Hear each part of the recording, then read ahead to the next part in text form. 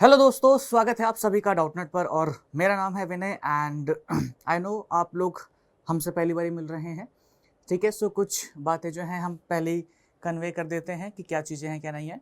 आप लोग शिवांगी मैम से पढ़ते हैं एंड शिवांगी मैम जो है वो फ़िलहाल अब डाउटनेट के साथ नहीं जुड़ी हुई है, या कह सकते हैं लर्न फन के साथ she is not more associated. So वो जा चुकी हैं। सो उनकी जगह जो भी आपका जो रिमेनिंग कोर्स है, I will cover the course, I will cover the chapters.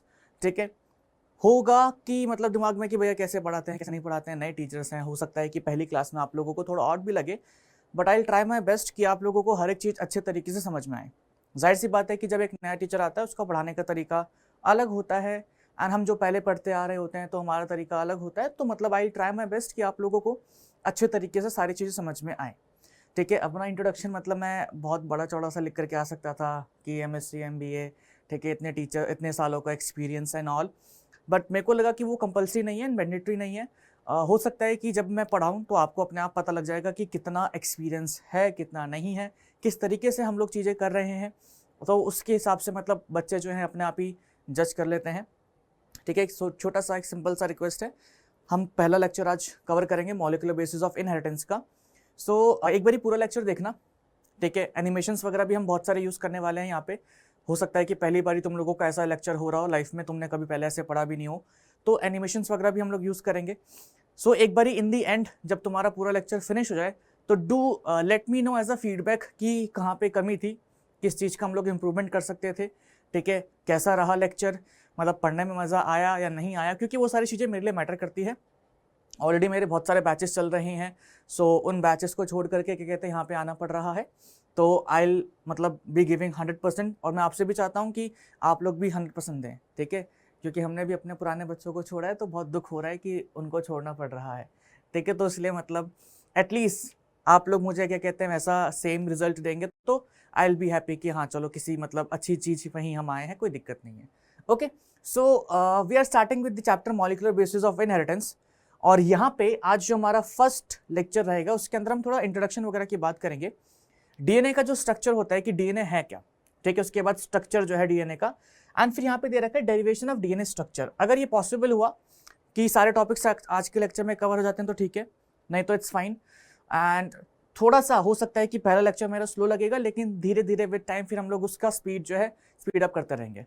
Okay, and बीच में आप लोगों के बहुत सारे लेक्चर्स मिस हो गए थे, वो यही ट्रांजिशन की वजह से, ठीक है, from Shivangi ma'am to me, but अब लेक्चर जो है आप लोगों के मिस नहीं होंगे और टाइमली आप लोगों को लेक्चर्स मिलते रहेंगे। Okay, so let's start.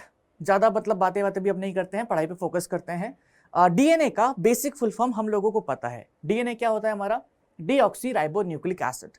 अच्छा, ओके, अब डीएनए हमारा क्या है? It is a deoxy ribo nucleic acid. ठीक है, ये एक जेनेटिक मटेरियल है। जेनेटिक मटेरियल की कुछ प्रॉपर्टीज होती हैं। क्या प्रॉपर्टीज होती हैं जेनेटिक मटेरियल की? हम लोग छोटी क्लासेस में पढ़ते हैं, 11th क्लास में भी आप लोगों ने बायोमोलिक्यूल्स पढ़ा है, तो वहाँ पे भी अपना आता है कि डीएनए जो है जेनेटिक मटेरियल है, वहाँ पे भी उसका थोड़ा बहुत स्ट्रक्चर हम लोग पढ़ते ही हैं।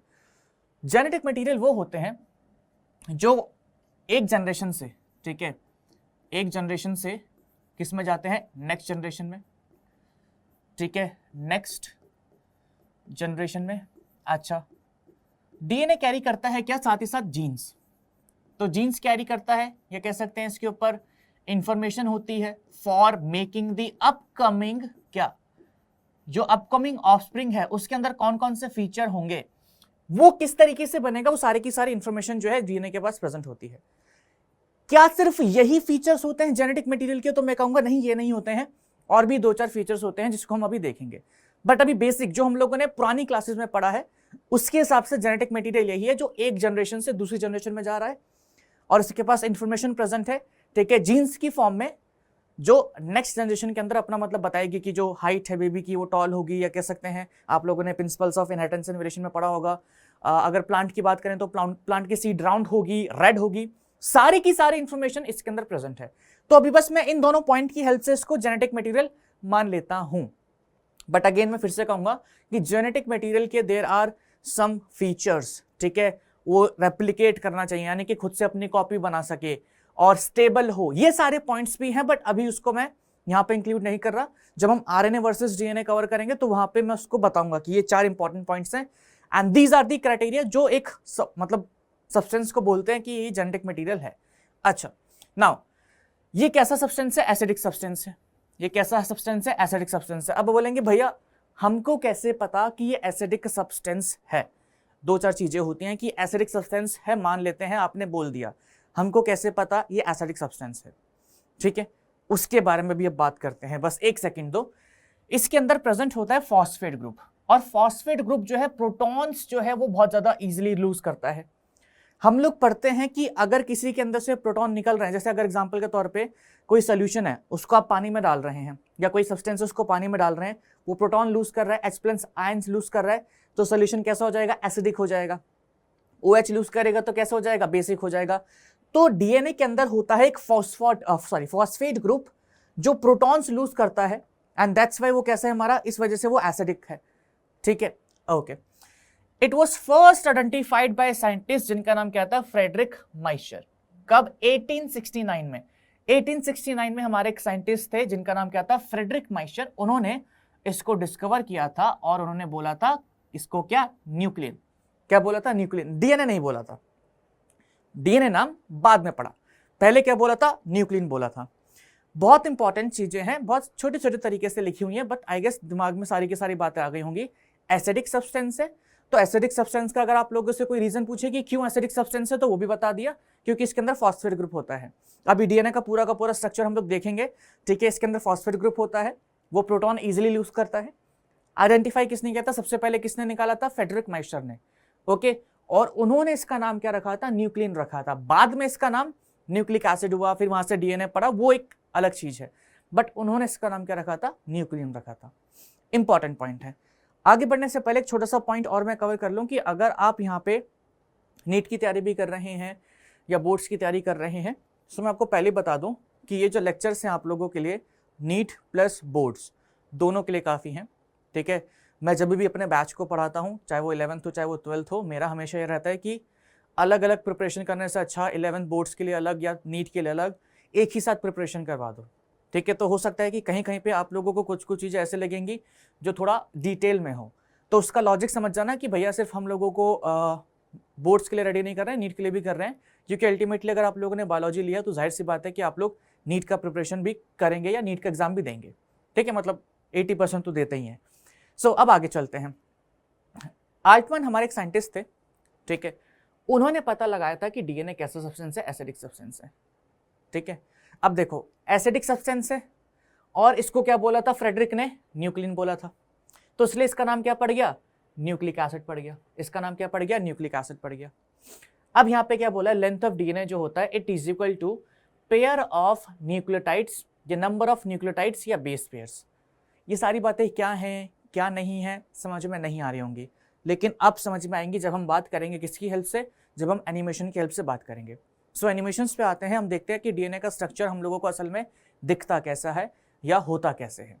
ओके, चलिए। ओके, सो यहाँ पे आप लोगों को एक स्ट्रक्चर दिख रहा है, इसमें पता नहीं लग रहा है कि क्या चीजें हैं क्या क्या नहीं है, बस ऐसे दिख रहा है, रैंडम स्ट्रक्चर दिख रहा है। ओके, मैं आप लोगों को लेकर के आता हूँ यहाँ पे, ये भी छोड़ो, एक मिनट रुको, यहाँ पे देख लें। ठीक है, इसमें भी हम लोगों को थोड़ी दिक्कत होगी, इसी को देख लेते हैं। ये हमारा क्या है? यहाँ पे लिखा है डीऑक्सीराइबोस। अगर हम डीएनए की बात करें तो डीएनए के अंदर होते हैं 3 स्ट्रक्चर्स, या डीएनए जो होता है हमारा बना होता है किससे लेकर के? 3 कंपोनेंट्स को लेकर के। ठीक है, शुगर, नाइट्रोजनस बेस और फॉस्फेट ग्रुप। तो यहाँ पे आप देख सकते हैं हमारा क्या है? शुगर है, डीऑक्सीराइबोस शुगर। ये इसका स्ट्रक्चर वैसे दे रखा है जो आप लोग मतलब थोड़ा केमिस्ट्री वगैरह में देखते हैं। ठीक है, तो हमारा डीऑक्सीराइबोस शुगर है, ये हमारा फॉस्फेट ग्रुप है। ठीक है, एक मिनट रुको, सॉरी, ये रहा, ये हमारा फॉस्फेट ग्रुप है। ये फॉस्फेट ग्रुप में आप यहाँ पे देख सकते हैं H एटम्स पड़े हैं। ठीक है, हाइड्रोजन एटम्स पड़े हैं। तो ये जो फॉस्फेट ग्रुप होता है ये बहुत इजीली इन H एटम्स को लूज कर देता है। अब आप कहेंगे भैया कैसे? सिंपल सी बात है, यहाँ पे आप लोगों को इलेक्ट्रोनेगेटिव ऑक्सीजन दिख रहा है, ये इलेक्ट्रोनेगेटिव ऑक्सीजन दिख रहा है, तो बहुत ज़्यादा चार्ज जो है इसकी तरफ होता है। यहाँ पे पॉजिटिव H+ आइंस है, इसका छोटा साइज होता है, इसका बड़ा साइज होता है, तो बीच में क्या बनता है? आयनिक बॉन्ड बनता है। ठीक है, और ये बहुत वीक होता है क्योंकि ऑक्सीजन बहुत ज़्यादा इलेक्ट्रोनेगेटिव है, तो बॉन्ड को अपनी तरफ ही खींच के रखता है। एंड जैसे ही आप इसको पानी में डालते हैं तो ये ब्रेक हो जाता है, तो H+ आइंस यहाँ से निकल जाते हैं। दैट्स वाई जो हमारा डीएनए होता है वो कैसा होता है? एसिडिक होता है। सो ये होता है इसके अंदर। और यहाँ पे क्या देखने को मिलते हैं आप लोगों को, हमारा फॉस्फेट ग्रुप हो गया, डीऑक्सीराइबोस हो गया और नाइट्रोजनस बेसिस। ठीक है, ये रहे हमारे बेसिस, ये होते हैं हमारे बेसिस। ये देखो, ये हमारे क्या है, बेसिस है। यहाँ पे आप देख सकते हैं अच्छे से, ये चारों के चारों बेसिस हैं, डीएनए के अंदर अलग अलग तरीके से पड़े होते हैं। ठीक है, अच्छा, इसका एक और स्ट्रक्चर जो है मैं अच्छे तरीके से आप लोगों को भी दिखाऊंगा, उसकी टेंशन मत लेना। ठीक है, अभी मैं दिखाऊंगा पूरा का पूरा स्ट्रक्चर, बट ये देख लो, ये सारे के सारे क्या है, बेसिस हैं। अब मैं इसका आप लोगों के सामने एक और स्ट्रक्चर ओपन करने वाला हूं। ठीक है, वो भी एनिमेशन होगा हमारा, उससे चीजें थोड़ी और क्लियर हो जाएंगी। Okay, give me a moment. अब यहाँ पे देखिए, मैंने एक दूसरा एनिमेशन ओपन करा है। ठीक है, यहाँ पे देख सकते हो, ये अपना डीएनए है। डीएनए की अगर आप शेप देखेंगे तो कैसा ये हेलिकल स्ट्रक्चर है।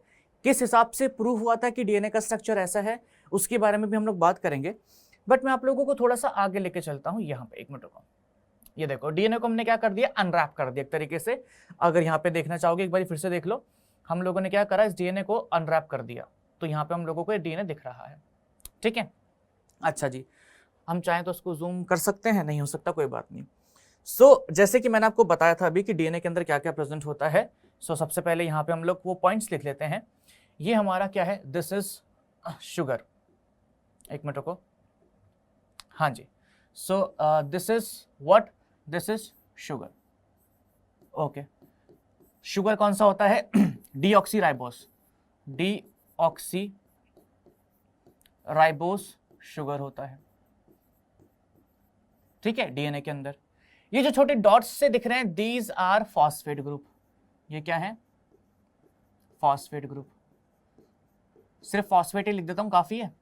अच्छा, अब यहाँ पे आप लोगों को कुछ बीच में कलर स्ट्रक्चर्स दिख रहे होंगे। ये यहाँ पे रेड कलर का, यहाँ पे ऑरेंज कलर का, यहाँ पे लाइट ग्रीन, यहाँ पे डार्क ग्रीन, यहाँ पे फिर से ब्राउन एंड यहाँ पे पिंक। तो ऐसे स्ट्रक्चर्स दिख रहे हैं। ये हमारे क्या है, दीज आर N2 बेसिस या नाइट्रोजन बेसिस। ये क्या है, हमारे नाइट्रोजन बेसिस। ठीक है, ओके।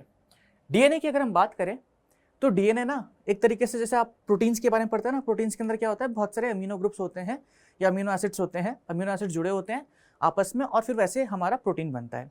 उसी तरीके से डीएनए की अगर हम बात करें तो डीएनए जो है वो भी हमारा एक सिंगल चेन से बनता है, या सिंगल चेन से बनता है, लेकिन वहाँ पे दो चेन्स का यूज होता है।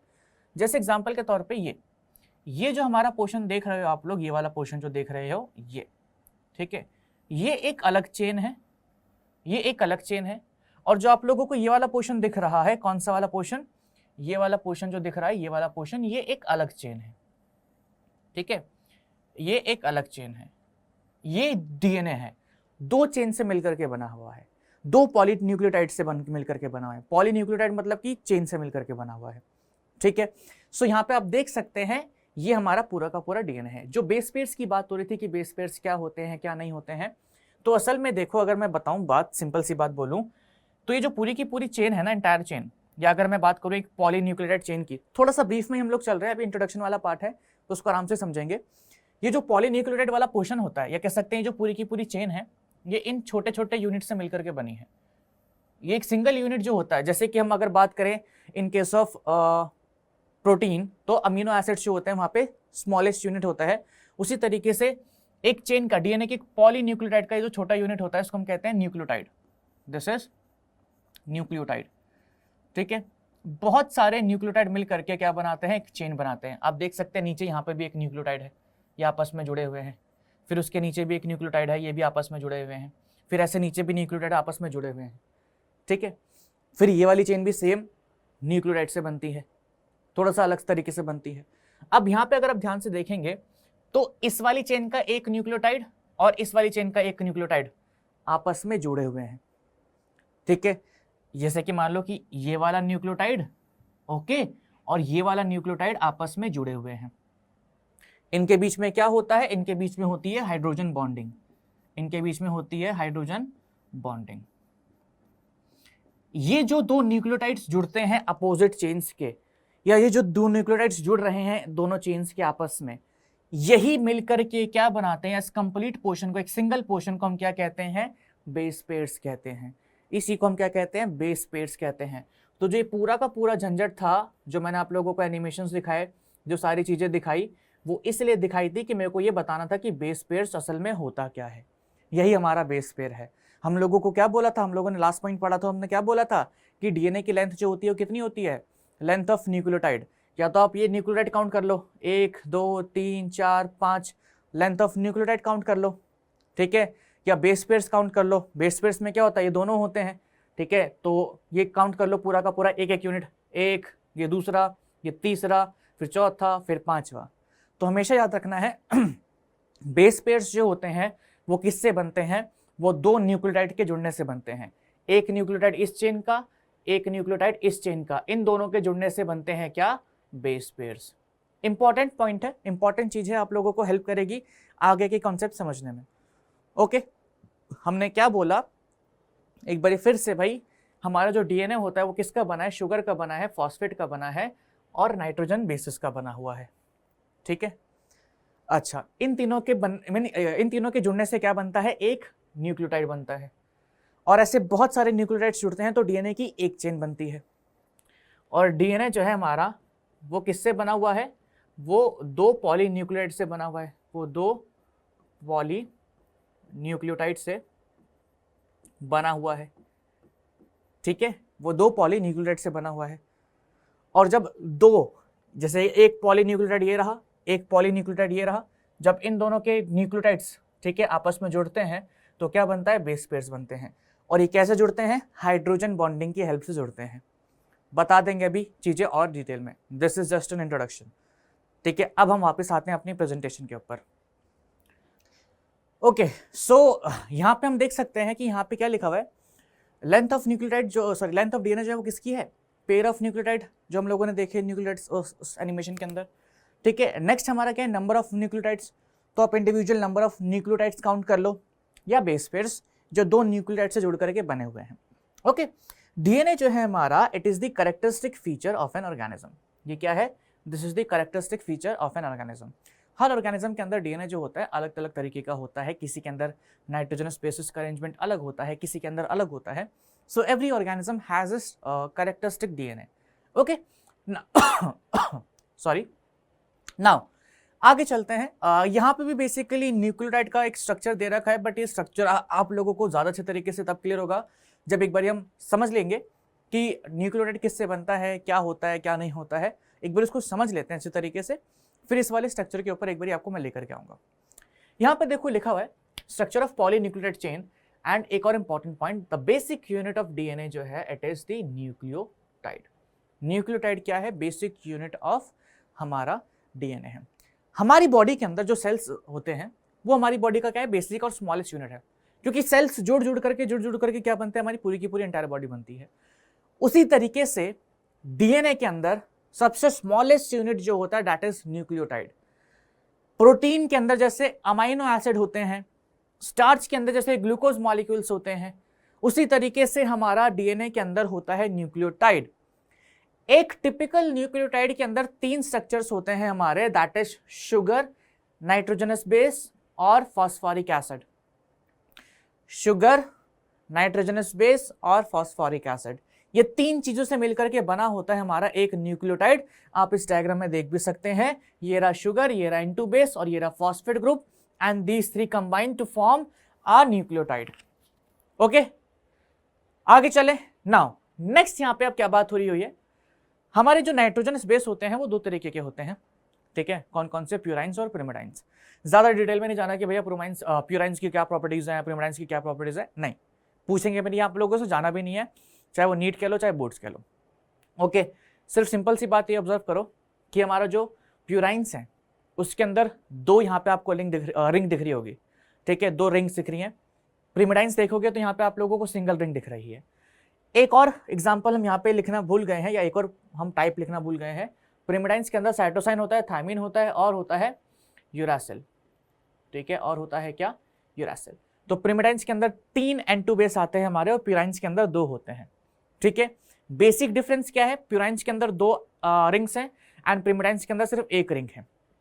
अच्छा, कुछ इंपॉर्टेंट पॉइंट्स हैं जो यहाँ पे हमने मेंशन कर रखे हैं और ये आप लोगों के लिए बेहद जरूरी भी हैं। Cytosine is common in both DNA and RNA, ठीक है। Thymine is present in DNA and uracil is present in RNA. So basically जो हमारे प्रिमिडाइन्स होते हैं उसके अंदर ये जो आप देख रहे हैं साइटोसाइन, ये आप लोगों को डीएनए में देखने को मिलता है एज वेल एज आरएनए में भी देखने को मिलेगा। जब हम आरएनए का स्ट्रक्चर पढ़ेंगे तो हम देखेंगे वहां पे भी देखने को मिलेगा। थायमीन जो होता है हम लोगों को देखने को मिलता है सिर्फ किसमें, डीएनए में। एंड यूरासिल जो होता है हम लोगों को देखने को मिलता है किसके अंदर, आरएनए में, आरएनए में। ठीक है, अच्छा जी। प्यूराइंस जो है हमारे एडेनाइन और ग्यूनाइन, ये दोनों में प्रेजेंट होते हैं, DNA as well as RNA, दोनों में प्रेजेंट होते हैं। ओके भाई, क्लियर है, बहुत बढ़िया। डीएनए में एज वेल एज आरएनए में दोनों में प्रेजेंट होते हैं। आगे बढ़ते हैं। अब यहाँ पे देखिए, कभी भी कोई भी हमारा कंपाउंड बनता है, कुछ भी बनता है, अब एग्जांपल के तौर पे वाटर ही ले लो। वाटर किससे बना है हमारा, दो molecules of hydrogen and a molecule, sorry हाँ, दो मॉलिक्यूल्स ऑफ हाइड्रोजन से बना है या दो हाइड्रोजन से बना है और एक ऑक्सीजन से बना है। ठीक है, तो उसके बीच में भी क्या होते हैं, बॉन्ड्स बन रखे हैं ना। उसी तरीके से यहाँ पे अगर हमारा एक न्यूक्लियोटाइड बन रहा है, या अगर हम थोड़ा ब्रॉड लेवल पे बात करें, हम अमीनो एसिड की बात करते हैं या प्रोटीन्स की बात करते हैं, प्रोटीन्स के अंदर क्या प्रेजेंट होते हैं, पेप्टाइड बॉन्ड प्रेजेंट होते हैं। तो उसी तरीके से कुछ बॉन्ड या लिंकेज हमारा न्यूक्लियोटाइड में भी प्रेजेंट होना चाहिए ना। लॉजिकल बात कह रहे हैं ना, कुछ ऐसा नया तो नहीं कह रहे ना। आप कहेंगे हाँ भैया होना चाहिए। सो यहाँ पे वही बात लिखी हुई है, the N glycosidic linkage and the phosphoester linkage, दो लिंकेज हमें देखने को मिलती है किसके अंदर, न्यूक्लियोटाइड के अंदर, N glycosidic linkage and phosphoester linkage. N glycosidic linkage जो होता है इट इज प्रेजेंट बिटवीन किसके बीच में, शुगर के बीच में एंड नाइट्रोजन बेस के बीच में। हमारा फर्स्ट कार्बन से, यहां पे मेंशन कर रखा है मैंने स्पेसिफिकली कि फर्स्ट कार्बन से हमारा अटैच्ड होता है कौन, शुगर। ठीक है, शुगर। और जो लिंकेज होती है उन दोनों के बीच में उसको हम कहते हैं एन ग्लाइकोसाइडिक लिंकेज। हमारा फिफ्थ कार्बन से अटैच्ड होता है कौन, फॉस्फेट ग्रुप, और उनके बीच में जो लिंकेज होती है उसको हम कहते हैं फॉस्फोईस्टर लिंकेज। यहां पे पीछे अगर आप डायग्राम देखेंगे ये वाला, ये N2 बेस हमारा शुगर से अटैच्ड है, ये कौन सा कार्बन होगा, फर्स्ट कार्बन होगा। जो ये लिंकेज है कौन सी होगी, N glycosidic linkage, N glycosidic linkage. ये यहां पे जो शुगर देख रहे हैं, यहां पे फॉस्फेट देख रहे हैं, शुगर कौन सा है या शुगर का कौन सा वो ग्रुप है, असल में होता है ऐसा 1 2 3 4 और फिफ्थ कार्बन। अभी दिखाऊंगा अभी मैं अच्छे से डायग्राम में। तो यहां से फॉस्फेट ग्रुप जुड़ा है फिफ्थ कार्बन से, ये कौन सा लिंकेज है, ये है फॉस्फोईस्टर लिंकेज, फॉस्फोईस्टर लिंकेज है ये हमारा, क्या है, फॉस्फोईस्टर लिंकेज है। ठीक है भाई, इसको याद रखना है, इंपॉर्टेंट है। आप लोगों से पूछ लिया जाता है कि फॉस्फेट के बीच में और हमारा N2 बेस, सॉरी शुगर के बीच में कौन सा लिंकेज होता है, या शुगर के बीच में और N2 बेस के बीच में कौन सा लिंकेज होता है। तो ऐसे सब सवाल एग्जाम में पूछे जाते हैं हम लोगों से। ठीक है, नाउ नेक्स्ट यहाँ पे क्या बात बोली गई है, आगे आते हैं। ये देखिए, a nitrogenous base is linked to OH of first carbon pentose sugar through N-glycosidic linkage to form nucleoside। तो जो पूरी की पूरी दास्तां है, अगर आपको समझ में नहीं आई है तो मैं आपको सिर्फ सिंपल सी बात मैं ये कह देता हूं कि हमारा क्या, हमारा N2 बेस जो है ये जुड़ता है किससे, ये हमारा जुड़ता है शुगर से। ठीक है, ये जुड़ता है किससे, शुगर से। और इनके बीच में जो लिंकेज होती है उसको हम कहते हैं क्या, एन ग्लाइकोसाइडिक लिंकेज। ये मैं बता चुका हूं, ग्लाइकोसाइडिक लिंकेज। और शुगर के किससे, फर्स्ट कार्बन से, शुगर के फर्स्ट कार्बन से। ठीक है, शुगर के फर्स्ट कार्बन से जुड़ता है ये। अच्छा जी, सो N2 बेस शुगर के फर्स्ट कार्बन से जुड़ रहा है। तो ये जो स्ट्रक्चर बनता है किसके जुड़ने से, N2 बेस के और शुगर के जुड़ने से जो स्ट्रक्चर बनता है, सिर्फ इन दोनों के जुड़ने से, उसको हम कहते हैं न्यूक्लियोसाइड। उसको हम कहते हैं क्या, न्यूक्लियोसाइड। ठीक है, इस न्यूक्लियोसाइड के अंदर सिर्फ दो स्ट्रक्चर्स हैं, N2 बेस और शुगर। अब अगर N2 बेस में हमारा क्या आता है, एडेनाइन आता है, तो न्यूक्लियोसाइड का नाम क्या होता है, एडिनोसाइन। अगर साइटोसाइन आता है तो साइटिडीन, अगर ग्यूनाइन आता है तो ग्यूनोसाइन, अगर थायमीन आता है तो यूरिडीन या कह सकते हो थायमिडीन। ठीक है, सो ये बस ऐसी न्यूक्लियोसाइड के नाम लिखे हुए हैं, अगर आपको पढ़ना है तो ठीक है, नहीं पढ़ना तो कोई दिक्कत नहीं है। ओके, अब इसमें अभी क्या रह गया है, इसके अंदर फॉस्फेट ग्रुप रह गया है। तो जाहिर सी बात है कि जैसे ही फॉस्फेट ग्रुप हमारा जुड़ता है इस स्ट्रक्चर से, या देखो अगर हम बात करें तो ये वाला जो पोर्शन है N2 बेस एंड शुगर, इसको हमने क्या कहा था, इसको हमने कहा था न्यूक्लियोसाइड, इसको हमने कहा था न्यूक्लियोसाइड। तो जैसे ही न्यूक्लियोसाइड से हमारा जुड़ता है क्या, फॉस्फेट ग्रुप, ठीक है, तो ये जो पूरा का पूरा एंटायर स्ट्रक्चर होता है, ये पूरा जो एंटायर स्ट्रक्चर है, इसको हम क्या कह देते हैं, इसको हम कह देते हैं बेसिकली न्यूक्लियोटाइड। तो एक न्यूक्लियोटाइड के अंदर, जैसे कि मैंने पहले भी बोला था, न्यूक्लियोटाइड की अगर मैं बात करूं तो मैंने पहले भी बोला था इसके अंदर क्या होता है, फॉस्फेट ग्रुप, ठीक है, फॉस्फेट ग्रुप होगा, इसके अंदर आप लोगों को शुगर देखने को मिलेगा और इसके अंदर आप लोगों को N2 बेस देखने को मिलेगा। तो ये सारी चीजें देखने को मिलती हैं एक न्यूक्लियोटाइड के अंदर। डिफरेंस है between nucleotide and nucleoside, nucleoside में आप लोगों को शुगर और सिर्फ N2 बेस देखने को मिलता है, फॉस्फेट ग्रुप यहाँ पे नहीं होता है। तो अगर आप लोगों से कोई पूछ ले कि what is the difference between हमारा sugar, sorry what is difference between nucleotide and nucleoside, तो आप बता सकते हैं कि उसके अंदर हमारा फॉस्फेट एब्सेंट होता है। ओके, चलो अब आगे की तरफ बढ़ते हैं। नेक्स्ट यहाँ पे हमें एक इमेज दिख रही है, इस इमेज को मैंने जानबूझ के यहाँ पे लगाया है ताकि आप लोगों को वो फर्स्ट एंड वाला या फिफ्थ वाला जो है, मतलब जहाँ पे हमारा फॉस्फेट अटैच हो रहा था, वो और क्लियर हो जाए, ठीक है। अच्छा, अगर आप इस स्ट्रक्चर को ध्यान से देखते हैं तो यहाँ पे देखिए ये हमारा पेंटोज शुगर है, ठीक है, मैं लिख नहीं सकता इसके ऊपर क्योंकि मैंने इसको मैग्नीफाई करा है। सो दिस इज हमारा pentose sugar, first carbon, second carbon, third carbon, fourth carbon, fifth carbon, ये रहा ऊपर की तरफ CH2 जहाँ पे लिखा है वहां पे फिफ्थ कार्बन है।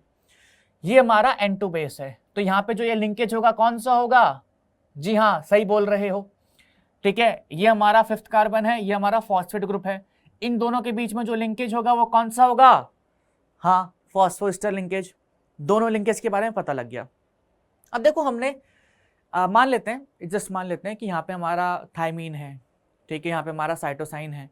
अब आप सोच रहे हो कि भैया आपने यहाँ पे देख करके थायमीन क्यों बोला, तो प्लीज़ याद रखना है कि जो हमारे पिरिमिडाइन्स होते हैं उसके अंदर सिर्फ एक रिंग होती है, तो मेरे को यहाँ पे रिंग एक दिखी। अब मेरे को नहीं पता कि थायमीन है साइटोसाइन है, मैंने ऐसे तुक्का मारा है अभी, ठीक है, वो जो भी होंगे, यहाँ पे मेरे पिरिमिडाइन्स हैं, यहाँ पे हमारे न्यूक्लियोटाइड हैं। अब इन न्यूक्लियोटाइड को आपस में जोड़ना है, ठीक है, तो ही तो बनेगी ना चेन। एग्जाम्पल के तौर पर मैं आपको एक वो दिखाता हूँ, रुको। अब जैसे मेरे पास, रुको मैं तुम लोगों के लिए कुछ लेकर के आता हूँ, ठीक है, मैंने इसको पहले से यहाँ पे लाके रख रखा था। सो हमारे पास एक बैटरी है, आई होप आप लोगों को दिख रही है। मान लेते हैं एक न्यूक्लियोटाइड है, यहाँ पे एक दूसरा न्यूक्लियोटाइड है, इसको जोड़ेंगे तो जाकर के हमारा एक चेन बनने की शुरुआत होगी, ठीक है। ये हमारा एक न्यूक्लियोटाइड आपस में जुड़ गए, दो ये आपस में जुड़ गए। अच्छा, एक और अब मेरे पास बैटरी है, अगर मैं इसको जोड़ूंगा तो ऐसे तीसरा न्यूक्लियोटाइड यहाँ पे आकर के जुड़ेगा, तो धीरे धीरे करके चेन बनेगी। अभी हमने सिर्फ एक न्यूक्लियोटाइड की बात करी कि इसके अंदर क्या क्या प्रेजेंट है। इसके अंदर मेरा sugar, nitrogen base and phosphate group present है। इसके अंदर भी मेरा शुगर, फॉस्फेट और नाइट्रोजन बेस प्रेजेंट है। इसके अंदर भी मेरा sugar, phosphate, nitrogen base present है। अब मेरे को क्या करना है, इनको आपस में जोड़ना है, क्योंकि इनको जब मैं आपस में जोड़ूंगा तो मेरी एक पॉलीन्यूक्लियोटाइड या कह सकते हैं एक चेन बनेगी और उसी से मेरा फिर DNA बनेगा, ठीक है। तो इनको जो जोड़ता है, जो बॉन्ड इनको जोड़ता है, उस बॉन्ड को हम कहते हैं फॉस्फोडाइईस्टर बॉन्ड।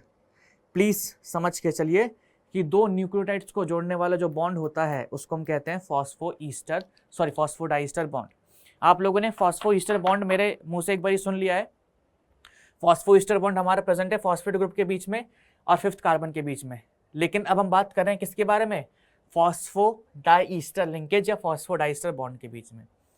ये हमारा कहाँ प्रेजेंट होता है, ये हमारा प्रेजेंट होता है between third and the fifth end of the nucleotide. इसको थोड़ा अकेले अकेले लेवल पे समझते हैं, ठीक है, अच्छे तरीके से जूम करके, रुको, ठीक है। ये आप लोगों को यहाँ पे एक न्यूक्लियोटाइड दिख रहा है, ये रहा, फर्स्ट, सेकंड, थर्ड, फोर्थ और फिफ्थ कार्बन। यहां से हमारा क्या जुड़ा है, थायमीन जुड़ा है, यहाँ पे लिखा है N glycosidic linkage. Fifth carbon से ऊपर यहाँ पे फॉस्फेट ग्रुप जुड़ा है, यहाँ पे बात क्लियर है, ठीक है। ये हमारा फिफ्थ एंड कहलाता है जहाँ पे फॉस्फेट ग्रुप जुड़ा है। अच्छा जी, अब यहाँ पे अगर आप नीचे आएंगे, सॉरी, हाँ, अगर आप थोड़ा नीचे आते हैं तो यहाँ पे देखते हैं, इस इतना दिखाता हूँ मैं पोर्शन पहले, कि यहाँ पे भी अगर आप देखोगे तो first, second, third, fourth, fifth carbon, यहाँ पे हमारा फर्स्ट पे क्या जुड़ा है, एडेनाइन जुड़ा हुआ है, अच्छे तरीके से विजिबल है N2 बेस, और यहाँ पे भी फिफ्थ कार्बन पे हमारा फॉस्फेट ग्रुप जुड़ा है। अब इसको हम थोड़ा कंबाइन करके देखते हैं यहाँ पे ऐसे। अगर आप देखेंगे, ये ऊपर वाला न्यूक्लियोटाइड है, ये नीचे वाला न्यूक्लियोटाइड है। ये जो हमारा फॉस्फेट फिफ्थ कार्बन पे था नीचे वाले का, ये ऊपर वाले के थर्ड वाले कार्बन से जुड़ा हुआ है। दिख रहा है नहीं दिख रहा है? ये रहा, थर्ड कार्बन से फिफ्थ वाले का फॉस्फेट जो ग्रुप है वो जुड़ा हुआ है। या अगर ऊपर आ जाओ यहाँ पे आप देख रहे हैं फिफ्थ कार्बन पे ये फॉस्फेट ग्रुप है, ये फॉस्फेट अपने ऊपर वाले के थर्ड कार्बन से जुड़ेगा, फिर उसका फॉस्फेट अपने ऊपर वाले के थर्ड कार्बन से जुड़ेगा। तो जैसे कि हमने कहा था कि फॉस्फोडाइस्टर लिंकेज जो है प्रेजेंट होता है किसके बीच में, थर्ड के बीच में और फिफ्थ के बीच में। तो ये जो हमारा फॉस्फेट ग्रुप अटैच करता है किससे, third carbon of next nucleotide, उसके बीच में जो बॉन्ड होता है उसको हम कहते हैं फॉस्फोडाइस्टर लिंकेज। ठीक है, आप इसको ऐसे भी समझ सकते हैं कि होता असल में फॉस्फोईस्टर लिंकेज ही है, लेकिन दिक्कत क्या है कि जैसे एक फॉस्फोईस्टर लिंकेज यहाँ पे है फिफ्थ कार्बन के बीच में और इस फॉस्फेट ग्रुप के बीच में, एक फॉस्फेट ग्रुप यहाँ पे हो जाएगा थर्ड कार्बन के बीच में और इस तरफ से फॉस्फेट ग्रुप के बीच में। तो एक लिंकेज यहाँ पे हो गया, एक लिंकेज यहाँ पे हो गया, इसलिए इसको हम क्या कहते थे, फॉस्फोडाइस्टर लिंकेज कहते थे। बट ऐसे छोड़ दो, वो कंफ्यूजन हो जाएगा थोड़ा सा। ठीक है, बस सिंपली क्या कहते हैं ये समझ लीजिए कि जो दो न्यूक्लियोटाइड्स होते हैं हमारे, ठीक है, यहाँ पे ये देख लो, ये हमारा थर्ड एंड हो गया है, ये हमारा फिफ्थ एंड हो गया है। ठीक है, और इसके बीच में ये प्रेजेंट है फॉस्फेट ग्रुप, यहीं पे होता है हमारा फॉस्फोडाइस्टर लिंकेज। तो यहाँ पे लिखा हुआ है साफ साफ, phosphodiester linkage present between third and fifth end of the nucleotide. ठीक है, और दो न्यूक्लियोटाइड को जोड़ रहा है, ये कह सकते हैं फॉस्फोडाइस्टर से दो न्यूक्लियोटाइड जुड़ते हैं तो अल्टीमेटली हमें क्या मिलता है, हमें मिलता है डाई न्यूक्लियोटाइड। अब ये डाई न्यूक्लियोटाइड हमारा जुड़ता रहेगा और इससे हमारा पूरा का पूरा क्या बन जाएगा, पॉलीन्यूक्लियोटाइड चेन बन जाएगी। तो इस तरीके से हमारा पूरा का पूरा पॉलीन्यूक्लियोटाइड चेन बनता है। सो एक बार रुको, यहाँ पे देख सकते हैं 10, यहाँ पे देख सकते हैं a polymer 10 formed has at one and a free phosphate group. ठीक है, क्योंकि देखो एक अल्टीमेट ये भी होगा ना कि अगर आप ऊपर की तरफ जाते रहते हैं तो एक टाइम ऐसा आएगा ना, जो हमारा आखिरी वाला डीएनए होगा उसके ऊपर जो फॉस्फेट ग्रुप होगा, यहाँ पे कोई भी थर्ड, क्या कह सकते हैं, यहाँ पे कोई भी नेक्स्ट न्यूक्लियोटाइड ना हो। अरे एक टाइम तो ऐसा आएगा ना, जैसे चलो ठीक है, मान लिया मैंने यहाँ पे फॉस्फेट ग्रुप इसके थर्ड यहाँ से अटैच कर रहा है। ठीक है, first, second, third, fourth, fifth. ठीक है, तो मान लिया मैंने यहाँ से अटैच कर रहा है, चलो मान लिया इस वाले के भी आगे एक न्यूक्लियोटाइड प्रेजेंट है, लेकिन एक टाइम तो ऐसा आएगा ना कि जब हमारा लास्ट वाला न्यूक्लियोटाइड अकेले रह जाएगा या इसके ऊपर कोई भी दूसरा न्यूक्लियोटाइड नहीं होगा, तो ये वाला जो एंड होता है जहाँ पे हमारा फॉस्फेट ग्रुप प्रेजेंट होता है उसको हम कहते हैं फिफ्थ एंड। ठीक है, उसी तरीके से सबसे जो लास्ट में या सबसे पहला न्यूक्लियोटाइड प्रेजेंट होगा, तो जरूरी नहीं है ना उसके यहाँ पे एक और फॉस्फेट ग्रुप होगा ही होगा, या कह सकते हैं जरूरी नहीं है ना कि उससे पहले एक फॉस्फेट ग्रुप होगा हमारा, कोई भी तो नहीं हो सकता ना। तो यहाँ पे क्या है कि हमारा यहाँ पे OH ग्रुप प्रेजेंट होता है, तो उसको हम कहते हैं थर्ड एंड या हाइड्रोक्सिल एंड। ठीक है, at the other and a free OH group of third carbon is present, तो वहाँ पे थर्ड कार्बन पे फ्री OH ग्रुप प्रेजेंट होता है तो पड़ा रहता है, सिंपल सी बात है। ठीक है, तो जो पहला और आखिरी एग्जाम्पल के तौर पे आप एक बड़ी सी लाइन बना रहे हैं, ठीक है, आप सारे के सारे हाथ पकड़ के खड़े हुए हैं, तो अगर मैं लेफ्ट हैंड साइड से फर्स्ट पे हूँ तो मेरा तो ये वाला हाथ पकड़ने के लिए कोई नहीं है ना, तो इस वाले हाथ को क्या बोल दिया, थर्ड एंड बोल दिया, OH एंड बोल दिया। और अगर मैं राइट हैंड साइड से लास्ट में हूँ तो मेरा ये वाला हाथ पकड़ने के लिए कोई नहीं है ना, तो इस हाथ को हमने क्या बोल दिया, फॉस्फेट एंड बोल दिया या फिफ्थ एंड बोल दिया, सिंपल सी बात है। तो फिफ्थ एंड हो गया और ये हमारा थर्ड एंड हो गया है। ओके, एंड यहाँ पे आप देख सकते हैं इस तरीके से हमारा पूरा का पूरा एक पॉलीन्यूक्लियोटाइड रेडी हो जाता है, और इसी तरीके से हमारा दूसरा वाला न्यूक्लियोटाइड भी बनता है। अब वो आपस में जुड़े होते हैं, ठीक है, उनके बीच में बॉन्डिंग होती है। यहाँ पे आप लोग हाइड्रोजन बॉन्ड्स देख रहे हैं, वो अलग बात है, इसके बारे में हम जानेंगे। बट यहाँ पे आप देख सकते हैं ये रहा हमारा एक न्यूक्लियोटाइड, ठीक है, ये रहा हमारा दूसरा न्यूक्लियोटाइड। हमेशा याद रखना कि दो न्यूक्लियोटाइड जो हम पॉलीन्यूक्लियोटाइड जो हम लोग यूज़ करते हैं, या कह सकते हैं हमारी एक चेन है, ये हमारे नीचे दूसरी वाली चेन है। दो चेन जो होती है डीएनए के अंदर वो एंटी पैरेलल होती है, यानी कि एक का डायरेक्शन इस तरफ होता है थर्ड एंड से फिफ्थ एंड, एक का डायरेक्शन इस तरफ होता है, ठीक है, ये बात याद रखनी है। फिर आपस में हाइड्रोजन बॉन्ड्स के थ्रू जुड़े होते हैं, एंड आपको बताया था मैंने कि जब दो न्यूक्लियोटाइड आपस में जुड़ते हैं तो उसको हम क्या कहते हैं, उसको हम कहते हैं बेस पेयर्स। तो ये हमारे क्या बन गया, ये हमारा बेस पेयर बन गया। ये थोड़ा सा और डिटेल में हम लोग करेंगे जब हम लोग डीएनए के कुछ फीचर्स, सेलिएंट फीचर्स वगैरह देखेंगे। अभी मेरे को आप लोगों को सिर्फ डीएनए का स्ट्रक्चर बताना था।